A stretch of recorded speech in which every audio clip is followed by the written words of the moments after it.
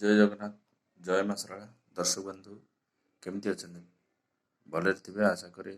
ସବୁ ଦର୍ଶକ ମୋର ବହୁତ ଭଲରେ ରୁହନ୍ତୁ। ଭଗବାନଙ୍କ ପାଖରେ ଏତିକି ପ୍ରାର୍ଥନା କରୁଛି ଯେ ସମସ୍ତଙ୍କୁ ଖୁସିରେ ରଖନ୍ତୁ। ଆଜି ଆମେ ଏକ ବିଶେଷ ଆଲୋଚନା କରିବା। ବର୍ତ୍ତମାନ ପିତୃପକ୍ଷ ଆରମ୍ଭ ହୋଇଗଲାଣି। 10 ତାରିଖରୁ ସେପ୍ଟେମ୍ବର 25 ତାରିଖ ପର୍ଯ୍ୟନ୍ତ ଚାଲିବ। ଯେଉଁମାନେ ଶ୍ରାଦ୍ଧ ଦେବାକୁ ଚାହୁଁଛନ୍ତି ସେମାନେ ଏହି ପିତୃପକ୍ଷରେ ଶ୍ରାଦ୍ଧ ଦେଇପାରିବେ, ମହାଳୟ ଶ୍ରାଦ୍ଧ ମଧ୍ୟ ଦେଇପାରିବେ ଏବଂ ପିତୃପୁରୁଷଙ୍କୁ ମାନେ ଖୁସି କରିବା ପାଇଁ ଏହାଠୁ ଆଉ ଭଲ ସମୟ ଆସିବନି। ଯଦି ଚାହୁଁଛନ୍ତି ପିତୃପକ୍ଷ ଖୁସି ରୁହନ୍ତୁ, ଆପଣଙ୍କର ଯଦି ମନରେ କିଛି ସନ୍ଦେହ ରହୁଛି ଯେ ଆପଣ ପିତୃପୁରୁଷଙ୍କୁ କିଛି ଅଶାନ୍ତି ଦେଇଛନ୍ତି ବା ଶାନ୍ତି କରିପାରିନାହାନ୍ତି, ତାହେଲେ ଚେଷ୍ଟା କରନ୍ତୁ ଏହି ପକ୍ଷରେ କିଛିଟା କର୍ମ କରି ଆପଣ ସେଥିରୁ ମୁକ୍ତ ବି ସମ୍ଭବ ହେବ। କାହିଁକି ନା ପୁଣି ଆପଣଙ୍କୁ 1 ବର୍ଷ ଅପେକ୍ଷା କରିବାକୁ ପଡ଼ିବ।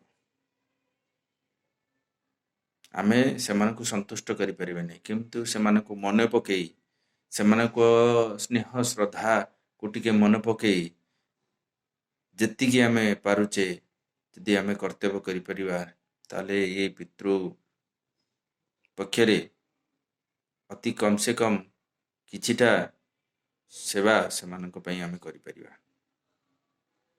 କ'ଣ କରନ୍ତୁ ନା, ଯଦି ଆପଣଙ୍କର ତିଥି ମନେ ଅଛି, ଯଦି ମାଙ୍କର ହଉ, ଭାଇଙ୍କର ହଉ, ଭଉଣୀଙ୍କର ହଉ ବା କିଏ ବି ଗୁରୁଜନ ବ୍ୟକ୍ତିଙ୍କର ଦେହାନ୍ତ ହେଇଛି, ତାଙ୍କର ଯଦି କୌଣସି ତିଥି ମନେ ଅଛି, ଜେଜେବାପା ହଉ, କାହାର ବି ହଉ, ପରିବାରର ମନେ ଅଛି, ତାହେଲେ ସେ ତିଥିରେ ମଧ୍ୟ ଶ୍ରାଦ୍ଧ ଦେଇପାରିବେ, କିଛି ଅସୁବିଧା ନାହିଁ।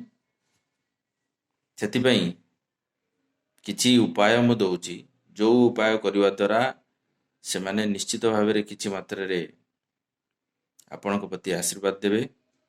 ନିଶ୍ଚିତରୁ ମୁଁ ଭାବୁଛି ସେଥିରୁ ଆପଣ ମୁକୁଳି ଯିବେ। ଗୋଟେ କାମ କରନ୍ତୁ, ଗୋଟେ ଛୋଟିଆ ମନ୍ତ୍ର ଦେଉଛି। ସେ ମନ୍ତ୍ରଟି ହେଉଛି ଓମ୍ ସର୍ବ ପିତୃପୁରୁଷ ମମ ବା ମନଃ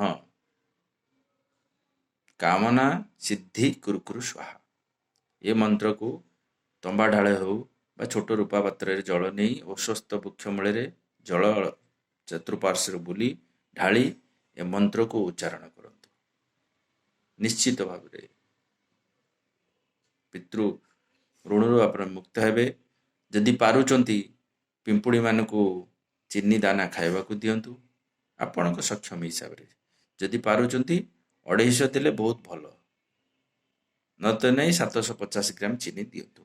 ଯଦି ଜ୍ୟୋତିଷ ଶାସ୍ତ୍ର ହିସାବରେ ଦେବାକୁ ଚାହୁଁଛନ୍ତି ଦିଅନ୍ତୁ, ନିଶ୍ଚିତ ଉପକାର ହେବ। ପାରୁଛନ୍ତି ଯଦି ଯେଉଁ ବୁଲା କୁକୁର ଅଛନ୍ତି ସେମାନଙ୍କୁ ଭରପୁର ଖାଇବାକୁ ଦିଅନ୍ତୁ, ଯାହା ସେମାନେ ଚାହୁଁଛନ୍ତି। ପାରୁଛନ୍ତି ଯଦି କିଛି କୁଷ୍ଠରୋଗୀକି କିଛି ଦାନ କରନ୍ତୁ। ଯଦି ପାରୁଛନ୍ତି ବସ୍ତ୍ର, ଗରିବ ଲୋକ ଯିଏ ଅଛନ୍ତି ତାକୁ ବସ୍ତ୍ର ଦାନ ମଧ୍ୟ କଲେ ପିତୃପୁରୁଷ ଶାନ୍ତି ହୁଅନ୍ତି। ଆଉ କ'ଣ କରିବେ ନା, ଜଳରେ ଧଳା ପୁଷ୍ପ ନେଇ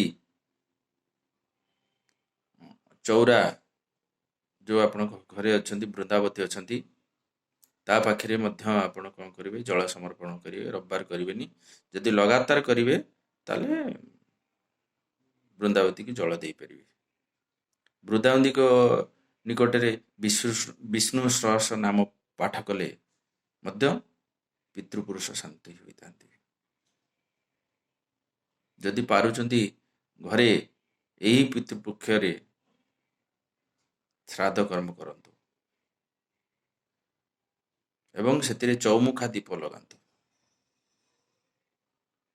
ଏବଂ ତର୍ପଣ ମଧ୍ୟ କରିପାରିବେ। ତର୍ପଣ କରିବା ପାଇଁ ଆପଣ କ'ଣ କରିବେ, ଜଳରେ ଧଳା ପୁଷ୍ପ ଦେଇ ସେମାନଙ୍କୁ ଜଳ ଅର୍ପଣ କରନ୍ତୁ। ନିଶ୍ଚିତ ଦେଖିବେ ପିତୃ ଶାନ୍ତ ହେବେ। ଆପଣଙ୍କର ଯେଉଁ ସମସ୍ୟା ଲାଗି ରହିଛି ତା ନିଶ୍ଚିତ ଦୂରୀଭୂତ ହେବ। ଆଉ ଆପଣ ଯଦି ଏହାକୁ ଅନ୍ଧବିଶ୍ୱାସ କହିବେ, ମୁଁ ଏହାକୁ ଆପଣଙ୍କୁ ବୁଝେଇ ପାରିବିନି କି କହିପାରିବିନି।